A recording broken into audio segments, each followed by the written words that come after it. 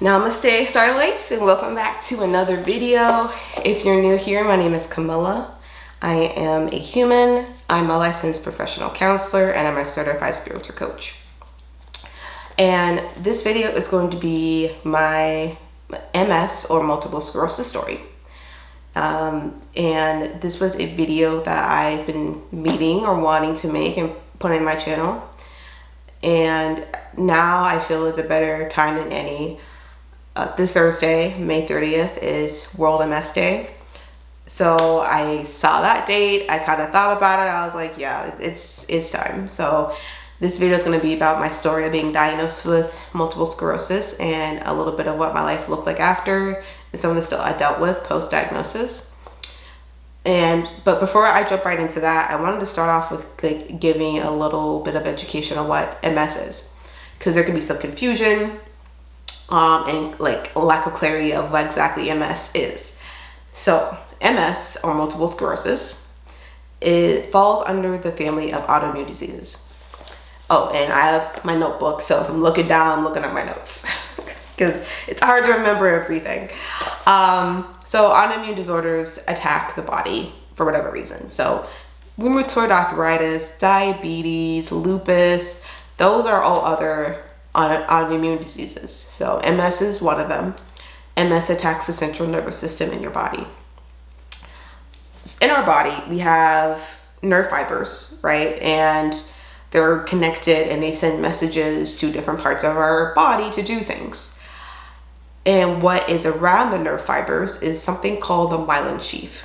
The myelin sheath is a fatty substance that helps insulate the nerve fibers and helps be able to better have the nerve fibers conduct or send those electric impulses or those messages to our parts of our body. What happens with MS is that MS decides to attack the myelin sheath of the nerve fibers. So the messages that are meant to be sent to those certain parts in our body, and more specifically the nervous system, aren't being sent. So MS can affect writing, it can affect speech, it can affect walking, and it shows up differently in different people. So some people have problems with vision, fatigue, it could be lack of coordination, spasticity, memory. For me, it's kind of mostly I have trouble remembering things the way I used to. But those are a few ways MS can show up in people. And how it primarily presents itself is through something called lesions, right? So the MS attacks the myelin sheath, which gets damaged, and it results in a lesion.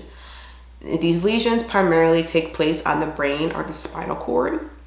So depending on where the lesions land on the brain and spinal cord, it shows up in the symptoms of the person. So usually an MRI is what is used to diagnose someone with MS because you can see the lesions. People can also get a spinal tap done, which is taking spinal fluid out of the spine. And there's supposed to be something in there. I don't exactly know the science behind it. That's indicative of MS. Some people have both. Some people just have the MRI be enough to diagnose. It really depends. So MS isn't like cancer or anything like that. So people will say, oh, this person on MS is getting chemo. There's not chemo with MS. There are infusions, which I'll kind of get into that in my story about the different types of medication you can take for MS. But yeah, it's so different families and not really the same. You can't die for MS. There could be complications and stuff as a result, but MS in itself isn't fatal. So that's a little background of what MS is. And so jump into my story. I was diagnosed with multiple sclerosis when I was going on 29, so I was 28. It was a month for my birthday. It was June of 2019. And at the time, I was in the midst of my graduate school program to be a clinical mental health counselor. And I had started my field work earlier that year. So I was in the middle of my internship at that point. I was seeing clients in person at an agency in Colorado Springs where I lived. And yeah, I was quite busy. I was working very long weeks, so with my full-time job and then my field work, like 50, 60-hour weeks. So it was pretty stressful. And it started off one day when I woke up and I couldn't see out of my right eye. It was like this cloudy blind spot and it was just hard to see. And so my brain, okay, so you wake up first thing in the morning. Some people they kind of blink a little bit, you know. So I noticed that there's something off with my right eye, and I just think my eyes need to settle, you know, like, oh, I need a minute for my vision to focus, right? So I'm laying in bed and I'm blinking. I'm like, I'm like, okay, you know, my vision just needs to act right. It did not. After a while, I was like, okay, something is off with my right eye. And God's intervention, I had an appointment with my primary care physician. It was either that same day or the next day I was scheduled to see her. This was just for a routine checkup. I've been generally healthy for most of my life.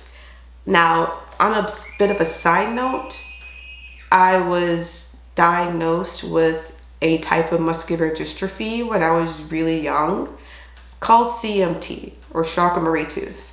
I won't necessarily get into that, but it's very similar to MS in that it also attacks the nervous system, and just like my limbs and stuff like that. And so I kind of already had, I don't know, you could call it MS light, like my whole life. But it had been stable and never really affected anything. I can still walk. So I never really thought about it. I was used to it and it kind of sat in the back of my head, right? So minus that, generally healthy. So when I went to go see my PCP when I had the appointment, obviously I had to let her know, like, yeah, I can't see out of my right eye. And that was her first, that was the first red flag. That was like, that raised cause for concern for her. That's when she mentioned MS for the first time. And she was like, we need to get you an MRI. And now I don't blame her for this. She said, you know, we need to make sure, like, it's not MS. It's probably not. Once again, I don't blame her for saying MS when, spoiler alert, it was. She was a really good doctor. I felt heard by her. She was really supportive throughout the whole process. She's made a little oopsie. But yeah, so that was the first thing, you know, get an MRI done. And so I got that scheduled. And in the meantime, I'm thinking, okay, this is affecting my vision. Let me go in to see my optometrist. So I scheduled an appointment to go meet with her. And she really couldn't diagnose anything or see what was going on. So the optometrist is, I mean, they're the doctor you go to get like your vision checked for glasses and stuff. But they can't really see like too in-depth of any vision problems. So she referred me to an ophthalmologist instead who could do the testing I needed to get done. So I went to an ophthalmologist. Now, mind you, I'm driving all around Colorado Springs and I can't see in my right eye. There's like a milky block of like a cloud of vision in my right eye. So I went to an ophthalmologist. He confirmed I had a blind spot, but couldn't really pinpoint where it was coming from. So, you know, talked about what, you know, what's going on. I told him I had an MRI scheduled. He said good. He couldn't really do much outside of that. And so here's where things get a little intense. So then I believe I got off work. It might have been the next day. I had my MRI and I go and I'm driving to the medical facility where I'm supposed to get it. Now, Colorado Springs has some potholes, okay? So I had a pothole and all the lights on my car dashboard light up. And then I am so smart, and I thought maybe I should turn my car off and turn it back on. Don't do that. Essentially, my car stalled in the middle of like a turn lane on my way to my MRI, and I'm panicking. I call the towing company for my auto insurance. I'm panicking. I'm like, I can't miss this MRI. I need to figure out what's going on with me. Up until that point, I mean, I was pretty okay. Like, I was nervous that something was going on, but I just had to do what I had to do. I had to drive around, get this testing done. I still had to go to work. Like, so I kind of, my brain was kind of preoccupied. In that moment though, I'm starting to panic. And God bless these men who saw me struggling, and they helped push my car off into like this nearby parking lot, because we were like in a little shopping center place. And you know, these guys are taking a look at my car and they're trying to help me out, and they were so nice. And eventually what happened is when I hit the pothole, something disconnected underneath the hood of my car. I don't know. They put it back together. My car worked fine. So, Carl Springs help you fix your potholes. So I get into my car and then I, you know, drive to the facility hoping that I can still make it. I'm late at this point. I think I'm like half hour late, but they were still able to get me in. So my first experience with the MRI, if you don't know, it's like they put you in this tube, and you know, you have to hold still, and they scan, you know, the part of the body that you are ordered to be scanned for. So for me, it was my brain, because they had to check to see if there were any lesions on my brain. And it's very loud. It's a lot of loud noise. But luckily they had headphones and they had music, and I thought it was so fancy. It's like, oh, what do you want to listen to? So it doesn't completely drown out the noise, but so I got the MRI done, and then obviously a doctor was supposed to get back to me with any findings. And now, so I drive to my internship site because I'm seeing clients. I meant to see clients that evening. This was like a Friday evening. And I think I had supervision with my clinical supervisor, and my doctor called, my primary care physician. Now I think I missed the call and I called her back, and she said that she had been driving and had to pull on the side of the road. Now, when you hear that, you know.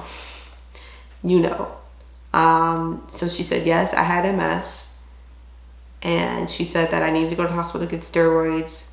So what happened is that the optic nerve behind my right eye got inflamed, and the steroids were supposed to help with the inflammation and get my vision back to normal.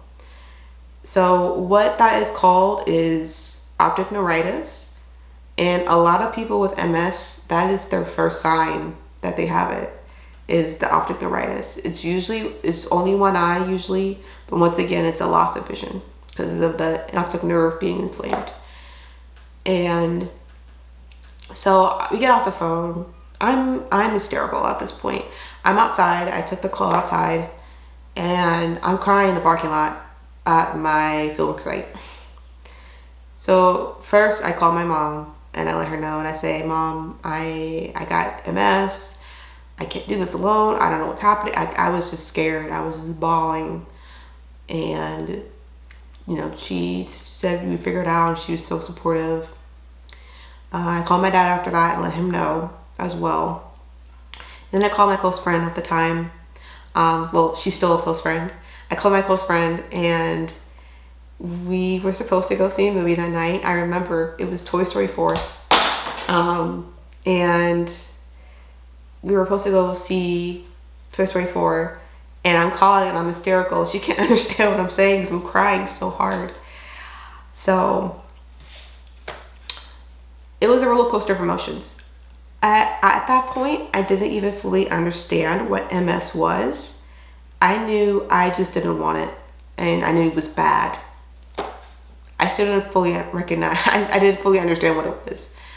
But at that point, I make my way to the hospital, and I had my coworker meet up, sit with me for a little bit, and then, you know, I get pulled back, and then, you know, that's when we talk about it. Like, a doctor comes in, and it's like, okay, this is, you know, so what's going on? And I had the option to either just do like outpatient steroid infusions, or I could stay in the hospital overnight just in case they needed to do more testing.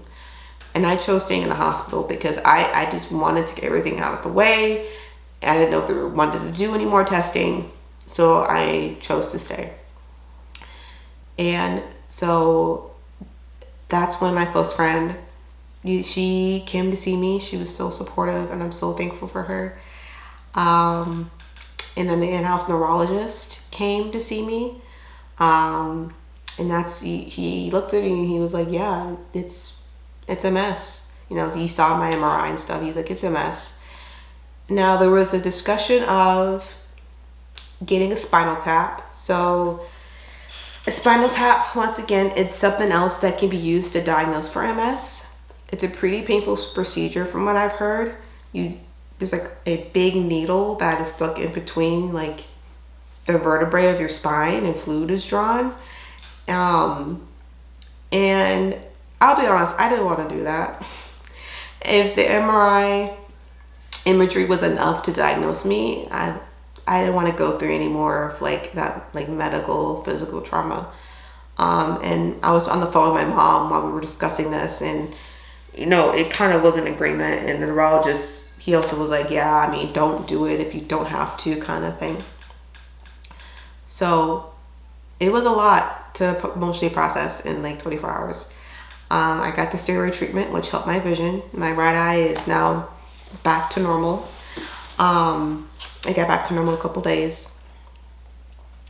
And then I went back to work that following Monday. So I stayed in the hospital that weekend. Now, with work, so I worked in a community like mental health agency. And I helped run this program where I would meet with anywhere from like 5, 10, 15 plus clients, right? Helping build social skills and things of that nature. And what is the word? There wasn't many people helping to run the program. There were many times where I was the only person running it. There was 3 of us, and then there was 2, and then it was kind of me most of the time towards the end, until they hired someone else. So it was tough. It was stressful, and I had to have the talk with my superiors about needing to take time off work if necessary. I always try to schedule around work, my appointments and things like that. My job wasn't super flexible with me and other things, but won't get into that. But I let them know, because if you see a specialist, you know, sometimes your doctor is only available in the middle of the day on a Wednesday, and they won't be available for like another 6 months. If you gotta go, you gotta go. And so I wanted to prioritize my health. And I'm meeting with my direct supervisor, and then my manager, let's call her. Like, she wasn't exactly my manager, but she kind of was entitled. So I'm telling them this, and my manager looks me in the eye, and she says that the company pays for my health insurance, so I need to be there. Imagine being diagnosed with something, a chronic illness, and you're navigating all these emotions, and you're grieving, and you're scared, and you're panicking, and your job gives you this response. It became a whole ordeal. I was scared about losing my job, so I went to HR about it. HR did not protect me. The manager, she ended up apologizing to me in an email that was sent after work hours, and they said that was enough. She apologized, And that's when I learned that HR isn't really there to protect employees. And that was my first experience of ableism, not even a full week post-diagnosis. So that's a little sneak into that. But after that, so then there was the talk of DMTs, or drug modifying therapy. So when you have MS, there's different classes of DMTs you can have to help prevent lesions forming and to help prevent symptoms. So I was diagnosed with relapsing MS, which means I have a chance of getting relapses, and that's the most diagnosed form of MS.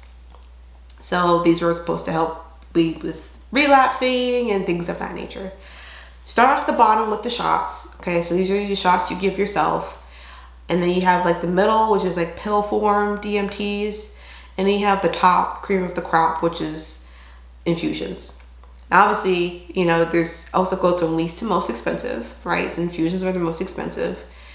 And insurance companies are probably going to have a higher chance of rejecting you for an infusion than a shot, which is, once again, less effective. And I was worried about that. I mean, living in America, our healthcare system isn't the greatest. And one of my first concerns was, am I going to go into medical debt over this? Like, is my insurance going to even cover this? Like, I had all these fears and anxieties, which I shouldn't be having fresh out of being diagnosed, right? And so my neurologist, he gave me a couple of suggestions, an infusion being one of them. And I didn't know what to do. I didn't know which way to go. My primary care physician really helped me with that, making that decision. And I'm grateful to her for that. Essentially, she said, you know, if I were you, I would go with the heavy hitting stuff. And I thought about it, you know, and unfortunately, we don't live in a disabled friendly world. I wish we did. I wish the world wasn't so ableist, and I wish like it was more accommodating to people with disabilities, but it's not. And I had this fear of also just like losing my ability to be independent. And I didn't want this disrupting my life more than necessary. So I decided to go with the infusion, which is called Ocrevus. And first step is having the insurance even approve it, which thankfully it did. And then it's, you know, getting the infusion scheduled. So the first infusion for Ocrevus is split into 2 to make sure your body can handle it. And so this is where some people may think it's chemo. It's not, it's like chemo light. So once again, it's twice a year, and that helped me because I didn't want to have to think about it. I'm like, okay, get an infusion. It takes like, you know, I mean, it's like, it takes a day, but it's like twice a year, a day, twice, 2 days out of the year, as opposed to a daily pill or something like that. And so that was kind of my mindset going into it. I wasn't ready to face MS on a daily basis. And so the next thing was, I was trying to figure out, how the hell am I going to pay for this? Is my insurance going to pay for it? So I was calling my insurance company. I was calling the infusion company, not Gentech, who they make Ocrevus, but like the actual company that was going to give the infusion. There's a lot of moving parts. No one could give me a definite answer. And I had to go in blind. Like, I had to go in like unaware if I was going to come out with a huge bill. And that was unsettling. I did not have to pay for anything. I had really, really good health insurance at the time, and I'm so grateful that I did. So no one should have to worry about medical bills or costs when they have chronic illness. They should just focus on healing. So my mom had flew out after I was diagnosed a couple days later, and then my dad flew out for the infusions. During that time, between the diagnosis, so I was diagnosed in June, and I had my first infusion in September. I was going through so much grief. People don't talk about the grief process as much when it comes to self, grief of self, and getting a chronic illness and how you grieve a part of yourself that used to be healthy. They didn't have to worry about these things. Because I was like, I had already experienced ableism at my job. I was like, am I going to be afraid employers are going to let me go now? How's this going to affect my love life and dating? Am I always going to be worried about medical debt? There's so much grief that people don't talk about. And I was crying so much. And I was so scared. And when I got my infusion, I remember I was crying the night before to my dad. I got to the infusion center. I remember he was driving trying to find it, and he drove past the address, and I didn't say anything. I remember that. But he eventually found it. But I was like, nope, I'm not saying anything. But got in the infusion center, was crying there to the nurse. I was so scared about how my life was going to look like after being diagnosed with MS. And like the thought of I have to get these infusions for the rest of my life was daunting and overwhelming. So the infusions were fine. So once again, the first one split into 2 to see if your body can handle it. I slept through the whole thing. So they give you IV Benadryl, which if you take Benadryl in liquid or pill form and that stuff knocks you out, imagine taking it in IV form. That stuff is powerful. It's dangerous. So people will say you get the best nap when you're having an infusion, and it's true. So the infusions was good, and I've been on Ocrevus ever since. Now, since I have moved and I have changed health insurance, the pay has changed. I do have to pay now, and it varies depending on the plan. I always try and get the PPO, like the highest, the best plan, and with like the lowest deductible. And so the infusion itself costs it's over $100,000. Like when I look at my itemized bills, it's over $100,000, which is insane. So Ocrevus has a copay program. So you got to submit some paperwork, and then you get some money put onto a debit card, and you can use that to help pay your bill. I'm grateful to God for that, because that has helped me tremendously. I wouldn't be able to afford this without this program. And so my bills have come back probably a couple $1,000s, because say my out-of-pocket's like $4K, right? So usually it's a couple $1,000s I get back for the bill. But the Ocrevus copay program helps knock it down to like a couple hundred. This past time, January, I still had $1,000 left to pay. It's not ideal, but I'm still grateful because it could be worse. I could be paying more. So I put it on a payment plan and I called it a day. But yeah, I am grateful that's just that I have that privilege enough to do so. But once again, no one should be worrying about how to pay for their medical bills. But yeah, so let me look at my notes here. I think that's essentially it. So that's kind of my story of getting diagnosed with MS up until the end of 2019. Now, Ocrevus is an immune suppressant, right? Because my immune system is deciding to be stupid and attack itself, so I have to suppress it so it doesn't do that. It's like I have to pin it down. So I experienced a pandemic freshly immunosuppressed. And so I can make another video about that, because that was a whole experience within itself. Dealing with more like worldwide ableism and things of that nature. And also my thoughts of spirituality and how MS has kind of fueled and helped my spirituality and the gratitude that I practice and the lessons that I've taken from MS. But that's it, more or less, as far as symptoms for me. My MS doesn't really show up too much. It really only affects my cognitive abilities a little bit.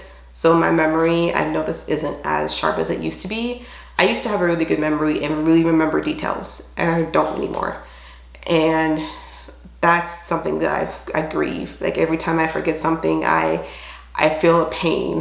Like, oh, like that sucks.